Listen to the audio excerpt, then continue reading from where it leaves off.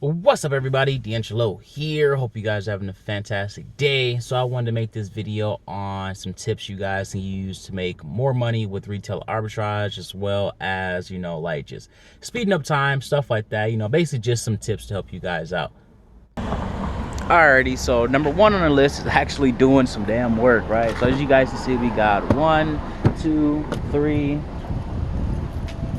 and 4 boxes here all ready to go out, right? So actually put in some work, and do the stuff. Follow the program, go out to the store, buy stuff, get the stuff shipped out right away. So the first one is the obvious one: actually go out and do some work. Alrighty, so we just walked out of the UPS. You can see all the boxes are gone or whatnot. So always get your receipt. That's another huge tip right there, because I actually didn't know that if you, let's say they lose your package or something like that, if you don't have a receipt showing that it was scanned in, you pretty much just lost all your shit. So yeah, that's pretty bad or whatnot. Or if you have them do scheduled pickup and you don't receive a receipt at all because they didn't scan it while they were there because you had too many boxes, they had to get to another thing or whatever they had to do.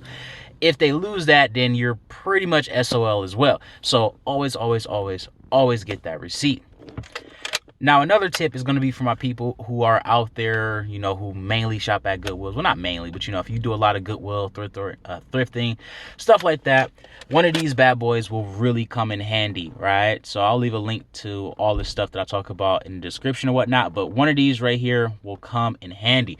Oh my God, I can't tell you how many times I wanted to buy something, or I did go to buy something, and then it turns out it didn't work, and then their plugs at the store didn't work, and it's just like, all bad, right? So if you got one of these, you always know you have power on hand, right? So you can take this in the store with you, plug up this stuff, see if it works, and you're good to go. Now, this doesn't work for everything. The other one that I have at the house, that one works for everything damn near. But, for little stuff, this should work. Like, let's say powering a game system, turn it on, see if it works. The lights come on for like small stuff, smaller TVs or whatnot. If you start getting up to like a 75-inch TV, then yeah, that's probably not gonna work for it. But I don't know, I've never tried it on one of those TVs or whatnot. On one of those or whatever. But yeah, that concludes that tip. Alrighty, so since we're talking about, power and stuff like that, you always want to have one of these little power banks right here for your phone, and you want a decent one too. Don't go to Walmart and get like the $2 or $3 one. Get you a pretty decent one, maybe even $20 or $30 one or whatnot. You don't have to go wild with it, but just get you one, that can charge your phone about a good 3 or 4 times, right? Because you definitely want to have one of these on hand at all times, because what sucks most is when you're out, you're scanning, everything's going fantastic, you're having a great day, and then you can't continue to scan because your phone is dead, right? And then obviously you can come in a car and charge your phone up or whatnot, but if you have an older phone, or even a newer phone or whatnot, it's still going to take time out of your day to charge that phone up, which if you have one of these right here, you can just continue to scan and have everything up to and be ready to go. Babysitting products, right? So this one has to do with people who go to the store, they buy products or whatnot, and then they let it build up. Don't let it build up. Get the stuff out immediately, right? For me personally, I like to send out at least 50 plus items depending on what it is, right? So let's say I got like 100 like little small things I got from the dollar store, something like that. Now, for something like that, I might actually wait because it's super small.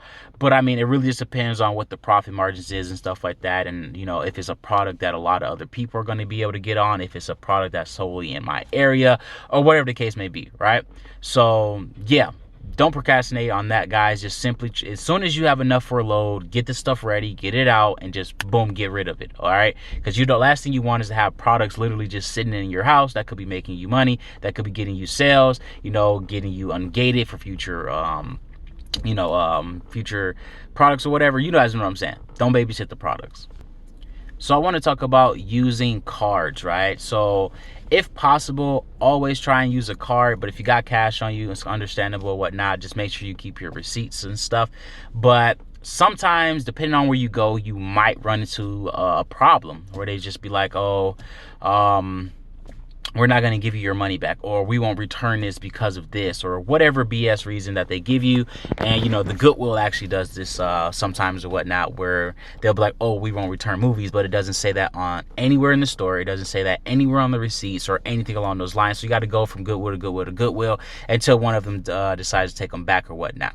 But yeah, that's a real pain in the ass when something like that happens, because it sucks. And if you paid cash, there's nothing at all you can do about it. And if they won't take it back, and you pay with a card, you can be like, okay, look, if you don't give me my money back or give me the in-store credit or whatever, I'm just going to call my bank and get my money back that way.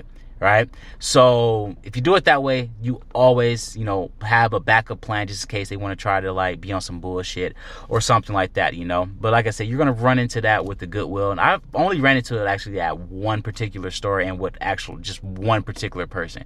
So I don't know if they just don't like me or what the hell the case is. I've never been rude to them or anything along those lines. They were just, I don't know, kind of a piece of shit. But I mean, it is what it is. You're going to run into those type of people. But yeah, always use a card. Alrighty, so let's talk about time. If you don't have a lot of time to be doing this type of stuff or whatnot, one of the best things you can do is simply buy brand new products. Only buy brand new, because then you're not going to have to check them. You're not going to have to see if it works. You're not going to have to plug it in. You're not going to have to clean it off. You're not going to have to do anything that you have to do with used products. Used products take so much time depending on what you buy. Let's say you buy like old phones or something like that. You got to plug them up, you got to clean them off, you got to try to get them looking somewhat good or whatnot. And it's just a whole bunch of stuff that you got to do when it comes to buying used products, versus if it's brand new, still wrapped up in the plastic, you literally just have to put a label on it, throw it in the box, right? Another thing is to shop at retail stores. If you just don't have a lot of time, when you're shopping at the Goodwill, you find fantastic deals. You get a lot of return on investment and stuff like that. But the downfall is that you're going to have like so many different products. You might have like 60 different products, and you got to go through and look it up, and then you got to scan each one, and then you got to find each one, and then you got to start Googling stuff to see whatever it is, because you're not going to remember every single item. Or I mean, these are brand new items you probably never even seen before, never knew about, or anything along those lines. So you got to look them up to go see what it is, see a picture of them, so then you can go find it, and you're gonna have to do that a couple of times. And yeah, it's just gonna be a huge pain or whatnot, guys. So yeah, if you don't have a lot of time, I highly recommend just sticking to retail stores, because you can buy a bunch of one item versus going to Goodwills and thrift stores, which is going to be like one of each item. So instead of it, it will take you, if you have 50 items from the Goodwill, that are all different, it will take you 10 times longer to do everything, versus just going to Walmart and buying up 100 of one particular item, because then all you got to do is literally will take you 5 seconds to put that whole thing in. Realistically, like 3 minutes, right? So all you would do is take all those items or whatnot, put in how many you have, and then it's going to tell you this many needs to go here, this many needs to go here, this many needs to go here, or it's going to say all of them just needs to go here, right? And then once you do that, that's it. You're pretty much good to go. So yeah, that's the end of that tip right there. Another thing is not typing everything in manually on your computer. There are actually some people out there who do that. So I know a lot of people don't do this, but I mean, there are some people that actually go out there and actually type in the barcodes manually when doing it on the computer. That is slow as hell. You should not do that, okay? All you need to do is take your phone, go into the Amazon app, and then just scan it, and then literally just click add product. And then you set your price and everything in there, and it's boom, boom, boom, boom, boom, boom, boom. Literally takes like all of 10 seconds to do it for each item. Right?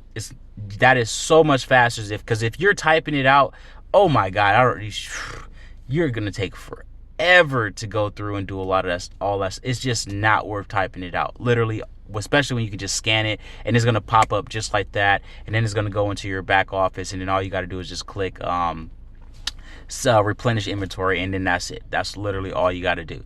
All right, so that is pretty much it, guys. This video is getting kind of long here, whatnot. Obviously, there's a million more tips I can give you guys, but the main ones is just get off your ass and do some work. That's pretty much it. All you need to all you got to do is go to the store and you scan. Just scan, scan, scan, scan, scan. That's it. I mean, literally anyone can do this. I never understand how so many people make this difficult. Like, all you're doing is you're walking into a store, you're picking up a product, you're scanning the product. It tells you in the app if you're going to make money or not. Like, you can't get any easier than that. Like, you know how much money you're going to make. You know when it's going to sell. You know everything. You have all your variables laid right out there, right in the bear, right there. And if you're buying from a Goodwill, you know the odds are that other people are not going to find that and jump on there and tank the price and all that type of stuff. And if someone does get on there, it's normally going to be like maybe one, max like two people, and then they can tank it and they're going to have just one and sell out, and that's it, you know. But that's pretty much it. You guys got some other tips and stuff like that, leave them in the comment section below to help other people. But that's pretty much it. Don't forget to like, subscribe, and all that fun stuff. And if you want training on all this stuff that I do for Amazon, it's inboxmoney.net.